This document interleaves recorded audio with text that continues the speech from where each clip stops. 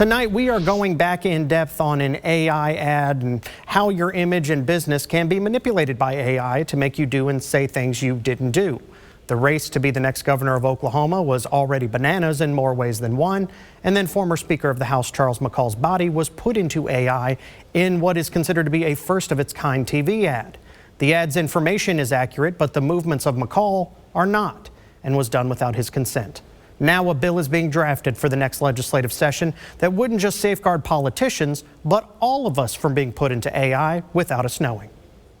For the last two legislative sessions, members of the Oklahoma House of Representatives have considered bills cracking down on how AI can be used against someone's image or business, especially if it was done without their knowledge. Under this bill, the dissemination of a campaign advertisement containing a deceptive and fraudulent deepfake of a candidate would be prohibited if done without consent. But those bills never passed out of the state Senate. Now Muskogee County Republican State Representative Neil Hayes says it's time to take up the issue again. I tried to criminalize it 2 years ago because I knew that it could get out of hand really quickly and it could do a lot of damage, in my opinion, do a lot of damage to society. Hayes says in the past, members felt like AI being used to manipulate someone's image, especially a politician's, was possible, but some weren't sure how it would work. Now Hayes says they have a clear example right in front of them, and many have clear concerns. Charles McCall talks big about stopping sex changes for minors. It's here. Yes, I think now the conversation will be a little different. I think from people thinking, oh, this really isn't going to be that big a problem. Yeah, it is a problem. I mean, here it is. I mean, 2 years ago, you thought it maybe a decade from now. Well, less than 24 months, we're dealing with it. As far as anyone can tell, former Speaker of the House and gubernatorial candidate Charles McCall is the first statewide candidate for office to have his image and have his body's movements manipulated. McCall says he did not consent to his image and likeness being used this way, and Hayes says he's even spoken to McCall about the ad after he saw it. It was never about protecting politicians. That wasn't, I mean, being one, everybody thinks it's a self-serving purpose. Well, I'm a business owner. I'm a family man. I mean, I think everybody should control their name, image, likeness, and voice. It's yours. God gave it to you.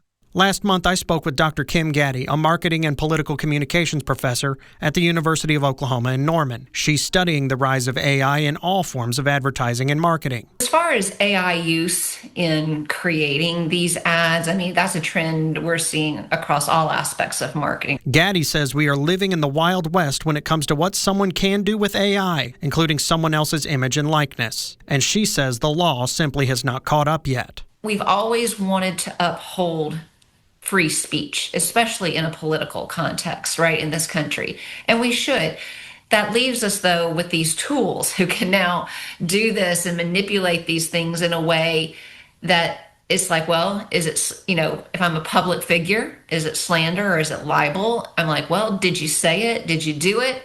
And it's just being taken out of context. Gaddy also warned today it's body movement. Tomorrow it could be someone's words pieced together by AI to make them say something they didn't. Should we require that any kind of brand or, in this case, candidate indicate on their ad with a disclaimer that an AI tool was used in the creation of the ad? Hayes says he's ready to step in and modernize Oklahoma's slander and libel laws to cover someone's name, image, likeness, and voice from being used without their consent. He's not so much worried about the politicians as he's worried about the average Oklahoman and businesses having their brands and products manipulated. I do not want to violate the First Amendment under any circumstances, but I do believe that we need to find a solution and that everybody should be able to control their name, image, likeness, and voice because it's yours. God gave it to you, and it shouldn't be used against you, and it shouldn't be used to deceive the public without your consent. Hayes says attorneys at the state capitol are taking his bill idea, and over the next month before legislative session starts, they will begin working on language as to how to rein in AI being used without a person's consent. He is also leaving his door and inbox open to take suggestions on how to make this work out for the best, and is open to hearing ideas from Oklahomans about how AI image protections will look.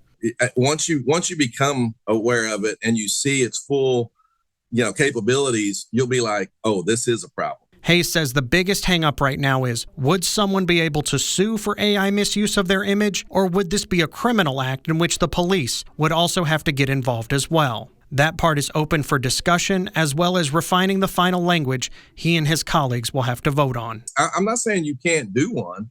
I'm just saying that if you're going to use my name, image, likeness, or voice and completely AI generate something, you just have to have my consent. With the primary election for governor happening in June, Transgender ally, Banana Chuck McCall, just too woke for Oklahoma. Hayes says lawmakers may not be able to address AI in time for the coming election, but they can definitely get something in place for future races and for businesses and average Oklahomans to have long-lasting protections soon. When we ran our original story, the group that made the ad, Make Oklahoma Great Again, released a statement about their ad. Now, keep in mind, the McCall campaign initially blamed the Drummond campaign, but here is what co-founder Jared Brea told Fox 23, quote, "We are not affiliated with the Drummond campaign for governor. We are an independent group of concerned citizens right here in Oklahoma who are informing the public of a serious concern we have with a candidate. Political speech like this has existed since the founding of this country, and we are just carrying on a tradition of free political speech with new technology." Something we're going to have to wait and see and play out in 2026 is how will Congress also act when it comes to AI regulations? Will Congress set a one-size-fits-all approach? What will President Trump and his administration do? Take a look at these paths. We know President Trump has been very lenient to tech companies, including considering executive orders that may actually limit what states can do on AI. Congress is considering some regulations of AI, especially after some chatbots were encouraging kids who were sad to commit suicide. Depending on how they write those bills could also tie the hands of states.